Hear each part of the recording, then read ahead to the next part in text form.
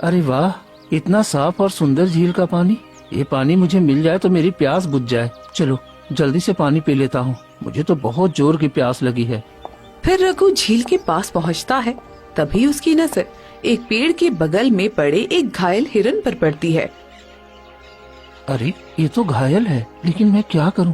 वैसे भी इस जंगली जानवर के लिए मैं अपना वक्त खराब क्यों करूं? मुझे तो बहुत जोर की प्यास लगी है। चलो पहले पानी पी लेता हूं। रघु जैसे ही झील से पानी पीने के लिए हाथ डालता है, तभी अचानक उसके हाथों में पानी की जगह सोने चांदी के सिक्के निकलते हैं।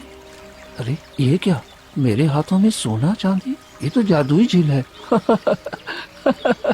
आज तो मेरी किस्मत खुल गई।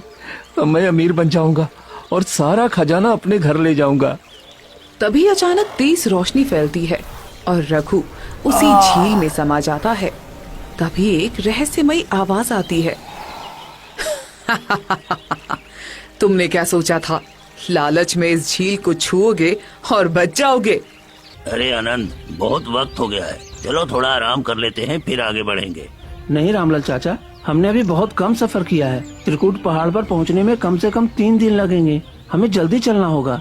मुझे किसी भी तरह आनंद को रास्ते से हटाना होगा। अगर ये मुझसे पहले पहुंच गया तो फिर गांव वाले मेरी इज्जत नहीं करेंगे। मुझे कुछ न कुछ तो करना ही होगा। रामलाल वहीं बैठ जाता है। आनंद, अब मुझसे चला नहीं जाता, थोड़ी देर रुक जाते हैं। अरे थोड़ा आगे चल लेते हैं, फिर आराम करेंगे। आगे शायद कहीं पानी मिल जाए, बहुत प्यास भी लगी है। अच्छा ठीक है, चलो चलते हैं। दोनों आगे बढ़ते हैं। थोड़ी दूर जाने के बाद उन्हें एक बहुत बड़ा झील दिखाई देता है, जिसमें साफ और चमकता हुआ पानी होता है। अरे आनंद, देखो कितना बड़ा झील है और कितना साफ पानी है। क्यों न हम यही पानी गांव में ले जाएं? मुझे नहीं लगता कि हमें और दूर जाना चाहिए। नहीं, ये सही नहीं है। हमारे गांव के पास जंगल में कोई झील नहीं है, फिर ये अचानक यहाँ कैसे आ सकता है? छोड़ो ये सब, सबसे पहले पानी पी लेते हैं, फिर सोचेंगे। तुम जाओ, मैं यही इंतजार करता हूँ तुम्हारा। फिर रामलाल झील के पास जाता है और वहाँ उसे एक घायल हिरन दिखाई देता है। अरे यहाँ तो एक घायल हिरण है, लेकिन मुझे क्या, मुझे तो पानी पीना है। रामलाल जैसे ही झील में हाथ डालता है, उसके हाथ में सोने चांदी आ जाते हैं।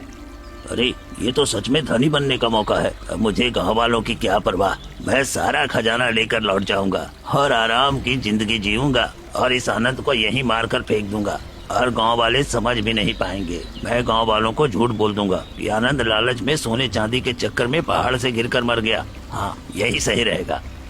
रामलाल लालच में आकर झील से खजाना निकालने लगता है। तभी अचानक तेज रोशनी फैलती है और रामलाल झील के अंदर समा जाता है। वहीं दूसरी तरफ आनंद अकेला इंतजार करता रहता है। इतनी देर हो गई और रामलाल चाचा अभी तक क्यों नहीं आए? मुझे जाकर देखना चाहिए। आनंद झील की ओर बढ़ता है। वहाँ पहुँचकर देखता है कि वहाँ कोई नहीं है। ये क्या, अभी तो रामलाल चाचा यहीं आए थे, फिर वो गए कहाँ? कहीं झील में तो नहीं गिर गए? आनंद आगे बढ़ता है कि तभी उसे वही घायल हिरन दिखाई देता है। हे राम, इस बेचारे बेजुबान के सिर से कितना खून निकल रहा है। मुझे इसकी मदद करनी चाहिए।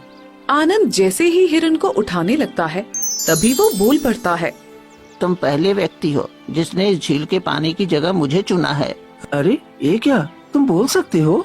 हाँ, क्योंकि ये कोई साधारण झील नहीं है। ये एक माया जाल है जो तुम्हें त्रिकुट पहाड़ जाने से रोकने के लिए बनाया गया है। पर मैं कुछ समझ नहीं पा रहा हूँ।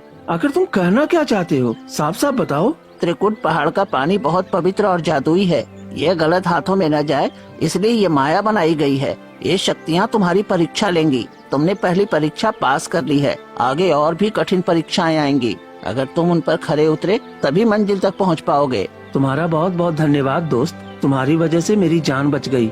अब मैं आगे बढ़ता हूँ। मेरे गांव वाले प्यास से तड़प रहे हैं और मुझे हर हाल में पानी लेकर जाना है।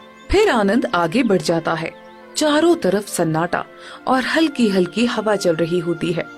हे भगवान, मुझे सही रास्ता दिखाओ। मेरे गांव वाले मेरी राह देख रहे हैं, मुझे कमजोर मत पड़ने देना। अचानक जमीन हिलने लगती है और आनंद घबरा जाता है। ये क्या हो रहा है? यहाँ सब कुछ हिल कैसे रहा है? जमीन के अंदर से तेज रोशनी निकलती है और आनंद के सामने सोने चांदी और हीरो से भरा विशाल खजाना प्रकट हो जाता है। अरे बाप रे, इतना सारा धन! हाँ, इतना सारा धन तो मैंने सपने में भी नहीं देखा था। तभी हवा में एक रहस्यमयी आवाज गूंजती है। आनंद, ये सारा खजाना तुम्हारा हो सकता है, बस एक शर्त पर। क्या है शर्त आपका? यदि तुम ये धन अपनाओगे तो त्रिकुट पहाड़ जाने की जरूरत नहीं पड़ेगी। इस धन से तुम राजा जैसी जिंदगी जी सकते हो। तुम्हारी माँ कभी भूखी नहीं रहेगी, तुम्हें कोई मजदूरी नहीं करनी पड़ेगी। आनंद थोड़ी देर खजाने को देखता है। उसकी आंखों में चमक और लालच दोनों झलकते हैं। अगर ये धन मिल जाए तो माँ को कभी दुख नहीं होगा, मैं भी आराम की जिंदगी जी सकूंगा। आनंद धीरे धीरे खजाने की ओर बढ़ता है और एक सोने का सिक्का उठाता है। बस एक सिक्का ही ले लूं, इससे किसी का नुकसान भी नहीं होगा। तभी उसे अपनी माँ गोमती की आवाज सुनाई देती है। बेटा, ईमानदारी से कमाई हुई थोड़ी सी दौलत ही सच्चा सुख देती है। गलत रास्ते का धन कभी चैन नहीं देता। माँ, आपकी आवाज यहाँ कैसे? ये क्या हो रहा है? तभी गांव वालों की आवाज सुनाई देती है। आनंद, हमें बचा लो, हम प्यास से मर जाएंगे। आनंद, हम सब तुम्हारे भरोसे हैं। तभी आनंद की आंखों में आंसू आ जाते हैं। वो सिक्का वापस खजाने पर रख देता है। नहीं, मैं ये धन नहीं लूंगा। अगर मुझे अमीर बनना है तो अपने गांव वालों को बचा कर बनूंगा। माँ की इज्जत और गांव वालों की जिंदगी इस धन से कहीं ज्यादा कीमती है। तभी तेज हवा चलने लगती है। खजाना धीरे धीरे गायब होने लगता है। शाबाश आनंद, तुमने लालच की परीक्षा पास कर ली। तुम्हारा दिल साफ है। अब आगे की राह तुम्हारे लिए खुल गई है। आनंद के सामने एक नया चमकता हुआ और उसके सामने रास्ता बन जाता है। अब चाहे कितनी भी मुश्किल आए, मैं पीछे नहीं हटूंगा।